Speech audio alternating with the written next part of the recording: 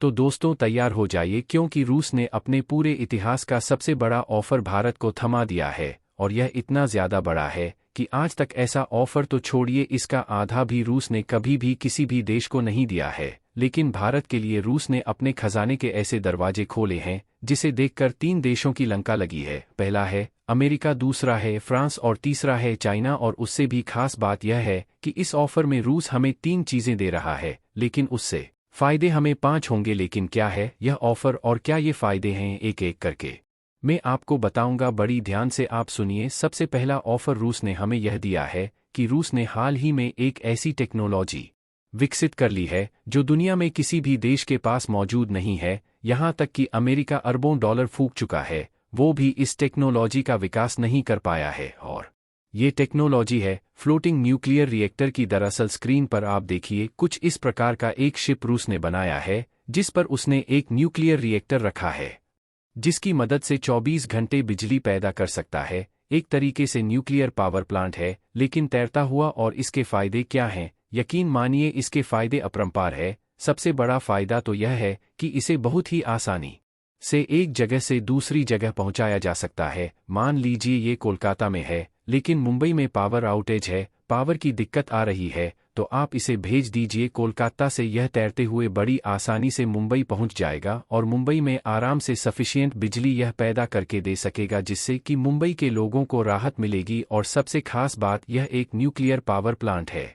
तो आपको देखने में छोटा लग रहा होगा लेकिन यकीन मानिए न्यूक्लियर एनर्जी की मदद से ये नॉर्मसिम का लोड उससे भी ज़्यादा लोड बड़ी आसानी से उठा ले। उससे भी बड़ा फ़ायदा है अंडमान आइलैंड्स के लोगों को। दरअसल आप जानते ही होंगे कि अंडमान आइलैंड्स है, भारत उन्हें तेज़ी से डेवलप कर रहा है, वहाँ पर सैन्य बेस बना रहा है। इसके अलावा वहाँ पर जो विकास कार्य है वो भी तेज़ी से हो रहे हैं। लोग वहाँ पर टूरिज्म के लिए ज़्यादा जा रहे हैं, इसलिए जो सिविलियन इंफ्रास्ट्रक्चर है, टूरिज्म है, वो भी तेज़ी से विकसित हो रहा है और इस वजह से वहाँ पर बिजली की खपत तेज़ी से हो रही है। लेकिन दिक्कत यह है कि वहाँ पर 100% बिजली जो बनाई जाती है वो होती है सिर्फ और सिर्फ डीजल फूंक कर, जिस वजह से वहाँ के पर्यावरण को, इकोसिस्टम को नुकसान होता है। इसके अलावा डीजल फूंक कर बनाई जाने वाली बिजली बहुत ज़्यादा एक्सपेंसिव होती है। ऐसे में भारत इस प्रकार के फ्लोटिंग आइलैंड्स को बड़ी आसानी से पहुंचा सकता है अंडमान आइलैंड्स तक और वहां पर लोगों को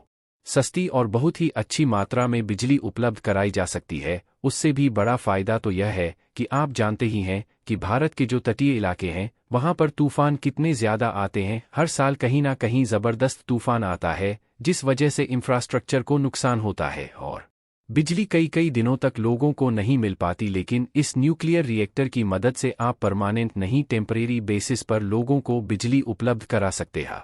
रूस ने दूसरा बम्पर ऑफर दिया है जो इससे भी ज़्यादा बड़ा है। दरअसल दूसरा ऑफर रूस ने दिया है नेक्स्ट जनरेशन न्यूक्लियर फ्यूल का। आप जानते ही हैं कि भारत में बहुत सारे परमानेंट न्यूक्लियर पावर प्लांट है जैसे कि कोडनकुलम में, और आने वाले समय में भारत इससे भी ज़्यादा संख्या में न्यूक्लियर पावर प्लांट बनाने जा रहा है क्योंकि भारत में ज़्यादातर बिजली बनाई जाती है कोयले को फूंक कर। लेकिन इससे प्रदूषण बहुत भयानक होता है, देश के लोगों को बीमारियों का सामना भी करना पड़ता है, चाहे सांस की बीमारी हो, फेफड़ों की बीमारी हो। ऐसे में देश की हवा को भी स्वच्छ रखना है, पर्यावरण को स्वच्छ रखना है और लोगों को साफ सुथरी सस्ती बिजली भी उपलब्ध करना है। तो ऐसे में न्यूक्लियर पावर प्लांट बेस्ट होते हैं। लेकिन दिक्कत यह है भारत जैसे विशालकाय देश में न्यूक्लियर एनर्जी प्रदान करने के लिए आपको बड़ी मात्रा में न्यूक्लियर मटेरियल भी चाहिए होता है। न्यूक्लियर फ्यूल जिसे जलाकर आप बिजली बनाओगे तो वो आएगा कहाँ से? तो अभी तक भारत में जो न्यूक्लियर फ्यूल इस्तेमाल किया जाता है वो ज़्यादातर 2 देशों से आता था। पहला कनाडा, दूसरा कजाकिस्तान। और आप जानते ही हैं कि कनाडा के साथ भारत के संबंध कैसे हो चुके हैं। ऐसे में भारत उससे निर्भरता हटाना चाहता था और इसका शानदार सलूशन रूस ने हमें दे दिया है। दरअसल रूस ने कहा है कि हमने एक नेक्स्ट जनरेशन का न्यूक्लियर फ्यूल बना लिया है जिसकी मदद से आप बहुत ही कम मात्रा में न्यूक्लियर फ्यूल को जलाकर ज़्यादा बिजली पैदा कर सकते हैं। और ये न्यूक्लियर फ्यूल कुछ ऐसा है कि ये हमारे देश में यानी कि रूस में आपको मिल जाया करेगा। बहुत सस्ता भी है, जो कनाडा देता है वह काफ़ी महंगा है और उसे प्रोसेस भी करना पड़ता है। इसमें ऐसा कुछ नहीं करना पड़ेगा आपको और आपकी निर्भरता पूरी तरीके से खत्म हो जाएगी पश्चिमी देशों पर से। बड़ी बात, भारत को एनर्जी यानी कि न्यूक्लियर सप्लायर ग्रुप जिसमें चीन हमें मेंबर बनने नहीं दे रहा, उसकी मेंबरशिप की भी अब जरूरत नहीं पड़ेगी। यह एक बड़ी जीत है।